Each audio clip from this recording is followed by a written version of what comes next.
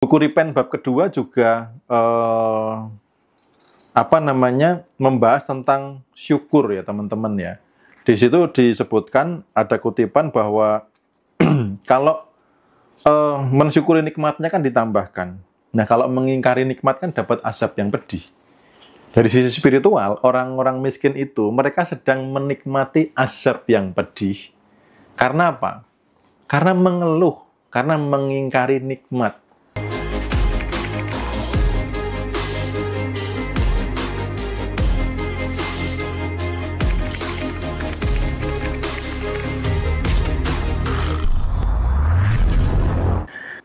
Coba kalau ketemu orang-orang miskin, orang-orang berkekurangan, berapa kali dia bersyukur?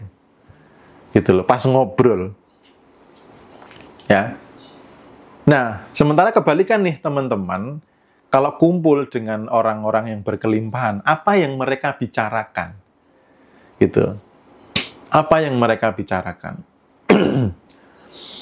Apa yang mereka bicarakan? Peluang, kesempatan, cuan, pencapaian, inspirasi gitu loh. Mereka membicarakan frekuensi-frekuensi kelimpahan. Energinya bergerak ke arah kelimpahan. Kalau energi bergerak ke kelimpahan, dia sedang menciptakan realita berkelimpahan. Itu yang membuat kayanya awet. Gitu loh. Itu yang membuat kayanya awet. Nah, jadi teman-teman tinggal sepanjang hari, energi mau digerakkan kemana? Coba evaluasi hari ini sudah jam 2 ya, di Jogja jam 2 contohnya, jam 2 siang. Sudah berapa keluhan yang terlontarkan? Sudah berapa keluhan yang terucap? Sudah berapa frekuensi kekurangan yang tercipta? Artinya, itu sedang menciptakan kehidupan kekurangan di masa depan. Gitu. Tapi coba juga evaluasi. Sepanjang hari ini seberapa banyak Anda bersyukur? Seberapa banyak Anda membicarakan, merasakan, berada di frekuensi kelimpahan? Ketika energi Anda dominan di situ, maka Anda menciptakan kelimpahan. Jadi hidup itu simpel banget. Kalau nggak kaya ya miskin, ya kan? Kalau nggak kekurangan ya kelimpahan. Gitu. Tinggal Anda dominan di mana. Gitu. Cara biar nggak ngeluh gimana? Supaya nggak ngeluh itu sudah bukan lagi cara ya. Kalau teman-teman tahu alasannya, caranya tuh mudah. Gitu loh. Kalau teman-teman belum tahu alasannya, cara itu sulit. Contoh, waktu bujang gitu ya. Anda waktu bujang misalkan nih, hari Minggu gitu ya, karena hari libur, maka Anda memutuskan untuk nggak segera mandi, karena libur kan gitu.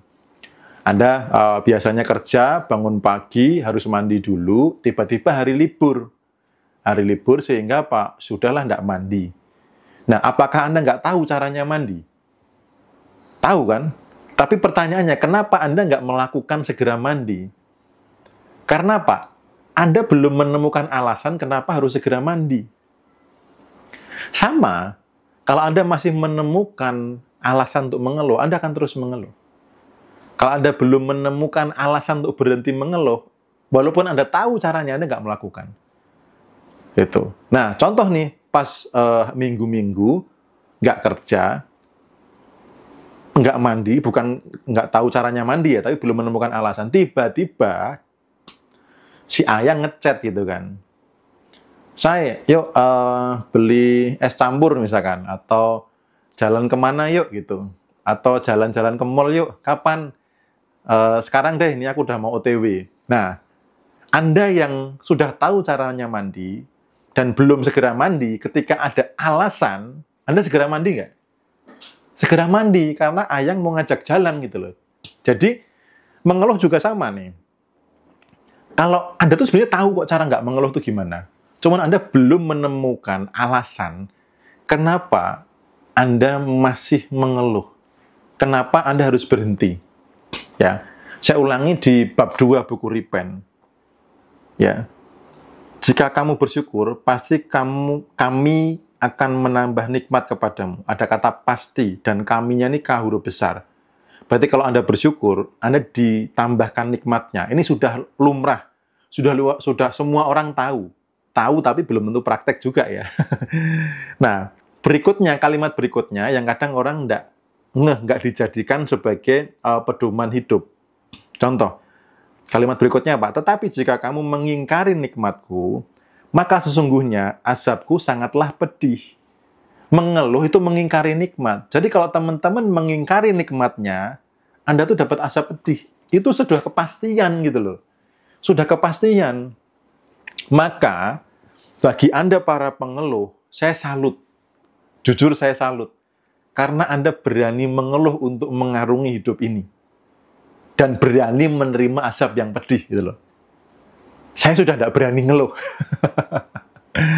Karena apa? Konsekuensinya dapat azab yang pedih. Jadi kalau ngeluh lalu sadar, aduh kok ngeluh tidak boleh, langsung saya ganti dengan syukur. Jadi buat para pengeluh saya salut ya, buat orang-orang di luar sana yang masih berani mengeluh, Anda itu hebat. Karena Anda kuat mendapatkan azab yang pedih berkali-kali bertubi-tubi gitu loh. Kalau saya sudah tidak kuat. Ya, saya mau memperbanyak syukur supaya nikmatnya ditambahkan. Gitu. Jadi kalau saya ketemu para pengeluh itu, wah saya salut luar biasa mereka. Kok berani ya mengundang azab yang pedih? Saya aja tidak berani. Jadi kalau melihat orang pengeluh itu, wah itu orang-orang luar biasa, itu orang-orang hebat. Jadi setelah ini, masihkah berani mengeluh? Masihkah berani mengundang azab yang pedih? Nah, semua tergantung teman-teman ya. Mau ikut kelas manapun, mau ikut komunitas apapun, kalau habitnya masih pengeluh, ya ujung-ujungnya menarik penderitaan, ujung-ujungnya dapat azab yang pedih. Gitu. Yang sudah tidak berani mengeluh, berarti tahu kan cara untuk tidak mengeluh. Pasti tahu. Tinggal Anda memperkuat alasan kenapa saya harus stop, harus berhenti mengeluh. Itu. Ini pertanyaan cara berhenti mengeluh, jawabannya sampai panjang lebar ya.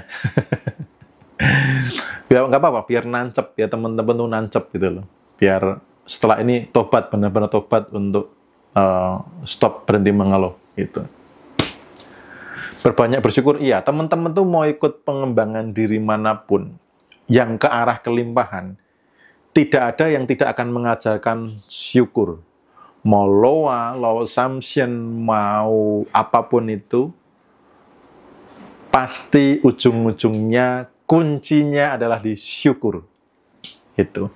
Tinggal seberapa Anda mau dominan menjalani kehidupan di rasa-rasa syukur. Gitu. Kalau Anda punya teman yang suka ngeluh, share aja video saya, biar Anda tidak mendengarkan keluhannya. Kan nggak enak ya, datang-datang kita lagi enjoy, lagi tenang, lagi damai, tiba-tiba datang teman mengeluh gitu. Seolah-olah kebahagiaan mereka adalah tanggung jawab kita gitu. Kalau ada teman yang mengeluh bagaimana? Oke, pertanyaan bagus. Kalau ada teman yang mengeluh bagaimana? Saran saya pertama, jangan didengerin. Bahaya mengiyakan orang yang ngeluh. Itu bahaya. Kalau ada orang yang ngeluh, Anda mengiyakan, berarti Anda sama-sama mengeluh. Berarti Anda sedang mengingkari nikmatnya, Anda sedang menarik azab yang pedih. Ditulis loh ya, di dalam kitabnya ditulis, saya kutip di buku Repent.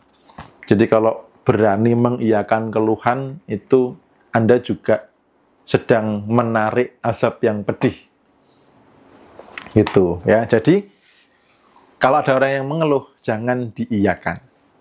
Kemudian jangan menjadi tempat sampah yang enak. Jangan menjadi tempat sampah yang enak. Kalau ada orang yang ngeluh, Anda buatlah style diri Anda itu bukan tempat sampah. Anda buatlah kebalikannya.